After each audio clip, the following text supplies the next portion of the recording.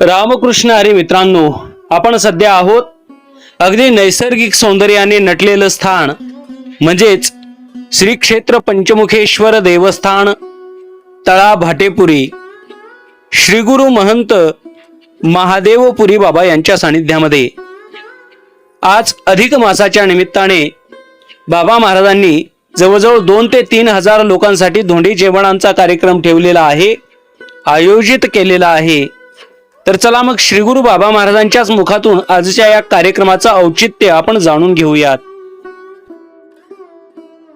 रामकृष्ण हरी, आपण सध्या ज्यांच्या चरण सानिध्यामध्ये आहोत, ज्यांनी मला आळंदीला नेऊन सोडलं असे माझे श्री गुरु बाबा महाराज भाटीपुरीकर या संस्थांचे महंत, आज आपण बाबाजींच्या सानिध्यामध्ये आहोत। तर या ठिकाणी आज सुंदर असा धोंडे जेवणाचा कार्यक्रम आहे, हजारो लोकांसाठी हा धोंडे जेवणाचा कार्यक्रम आहे।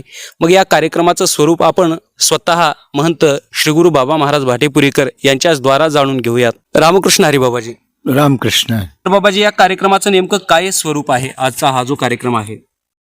कारण या श्री क्षेत्र पंचमुखेश्वर संस्थान तळा भाटीपुरी किंवा रानमाळा भाटीपुरी गुरु ग्रामपंचायतीच्या अंतर्गत श्री क्षेत्र पंचमुखेश्वर देवस्थान आहे। तर या ठिकाणी पहिल्यांदा पंचमुखेश्वराचं मंदिर आहे, त्याच्यानंतर पांडुरंग परमात्म्याचं मंदिर आहे, गणपतीचं मंदिर आहे, हनुमंताचं मंदिर आहे, 3 प्रकारच्या रंगनाथपुरी महाराजाची समाधी आहे, श्रावणपुरी महाराजाची समाधी आहे, रामनाथपुरी महाराजाची समाधी आहे। एक माझ्या मनामध्ये एक संकल्पना झाली की आपल्या भारतामध्ये पुरुषोत्तम परमात्म्याच्या एकच मूर्ती आहेत, तरी की माझ्या असं एक संकल्पनेतून आलं की ही मूर्ती माजलगाव, बीड जिल्ह्यामध्ये माजलगाव तालुका पुरुषोत्तमपुरी गावामध्ये ती मूर्ती होती। एक माझ्या जीवनामध्ये असं एक मला वाटलं की ती मूर्ती आणावं आणि श्री क्षेत्र पंचमुखेश्वर संस्थान तळा भाटीपुरी तालुका गेवराई जिल्हा बीड या ठिकाणी तिची प्राणप्रतिष्ठा व्हावी। आणि उद्देश म्हणजे असा होता की पुरुषोत्तम मास या वर्षी जो काय आलेला आहे, अधिक मास, ज्येष्ठ अधिक, त्या निमित्ताने मग आम्ही काय केलेलं 13 तारखेला त्यांची प्राणप्रतिष्ठा केली। आणि प्राणप्रतिष्ठा ज्या टायमाला त्यांचं सिंहासनावर त्यांना आम्ही या ठिकाणी विराजमान केलं आणि त्या अनुषंगाने आम्ही असं ठरवलं की श्रीमद भागवत महापुराण आदी करून उपक्रम, भजन, अधिक महात्म्य आदी करून भजन गायन वगैरे आणि त्या प्रीत्यर्थ भागवताची सांगता, त्या निमित्ताने या ठिकाणी पुरुषोत्तम मास, तर पुरुषोत्तम हे का नाव आलं तर जो अधिक महिना आहे त्या अधिक महिन्याला सगळ्या 12 महिन्यांनी अंगीकार नसल्या कारणामुळे तो महिना पुरुषोत्तम परमात्म्याकडे गेला। पुरुषोत्तम परमात्म्याने त्यांचा अंगीकार करून सांगितलं की बाबा मी तुझा अधिपती आहे। त्या अनुषंगाने मग आम्ही काय केलेलं आहे, याला पुरुषोत्तम मास, अधिक मास, उदा अर्थानं आपल्या भागात धोंड्याचा महिन्यामध्ये, म्हणून या प्रीत्यर्थ आम्ही काय केलेलं आहे, धोंडे जेवणाचा कार्यक्रम केला। कारण का आपोप ज्ञान हे त्या देवाला प्रिय आहे आणि दानामध्ये आपोप ज्ञान असल्यामुळं म्हणून त्या अनुषंगाने आम्ही काय केलं की जे काही आतापर्यंत जे काही आम्हाला लोकांनी मदत केली तर त्यामध्ये प्रामुख्याने महिला मंडळीचा सहभाग होता आणि त्याच्यानंतर पुरुषांचा बी सहभाग झाला।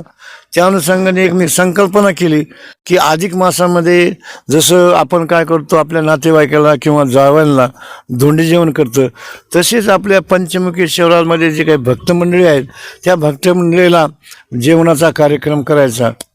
तर तुम्ही मला बाबाजी, तरी आजचा हा जो धोंडे महाप्रसादाचा कार्यक्रम आहे भाविक भक्तांना मिळणारा, सरासरी किती लोकांचा अंदाज आहे आज इथे धोंडे जेवणात? 3000 लोकांचा स्वयंपाक आहे।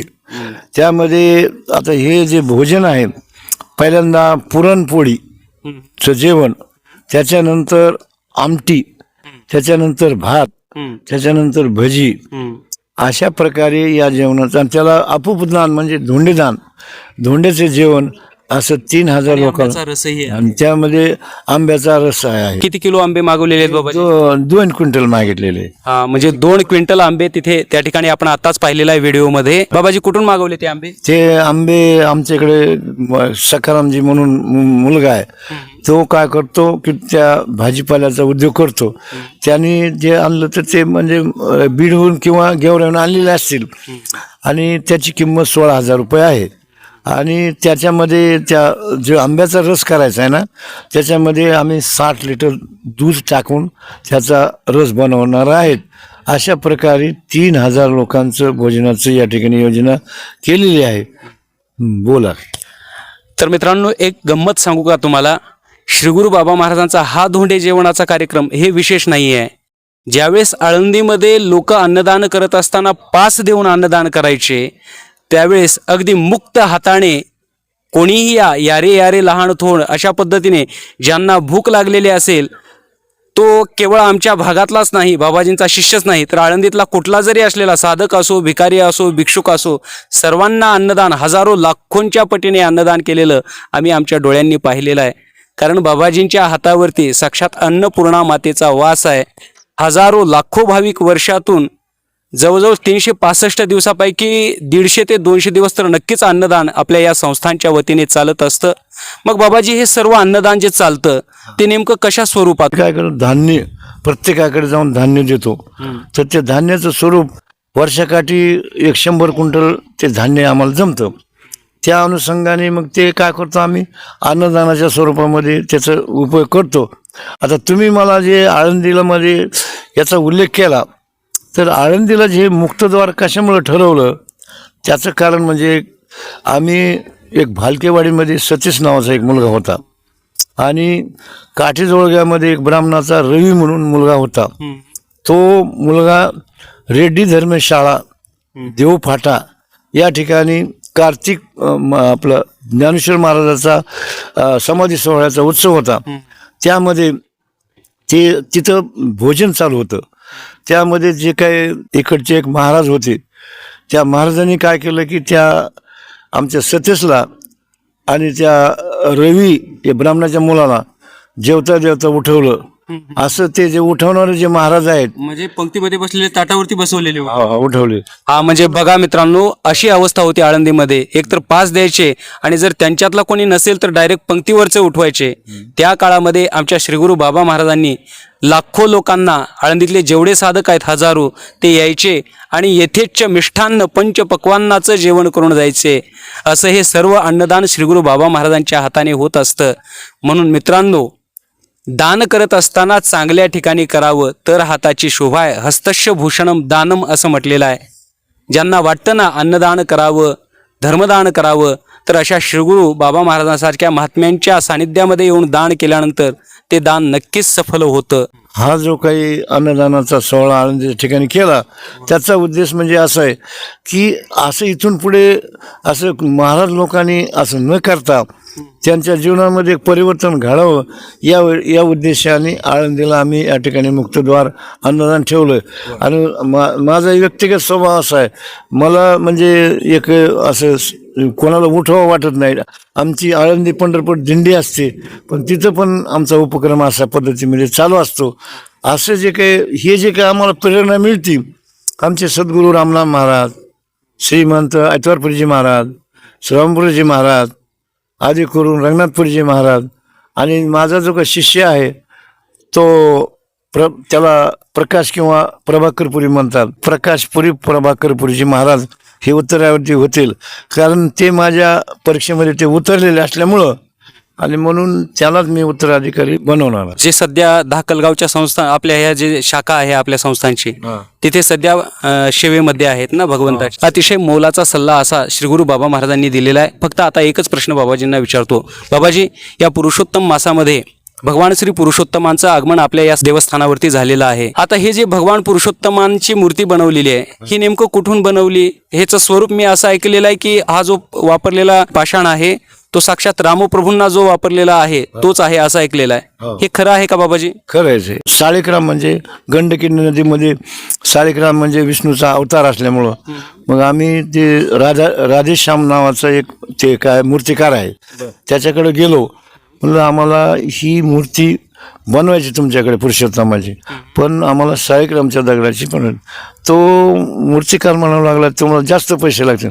हरकत नाही, परंतु आम्हाला त्या पाषाणाची मूर्ती आम्हाला पाहिजे.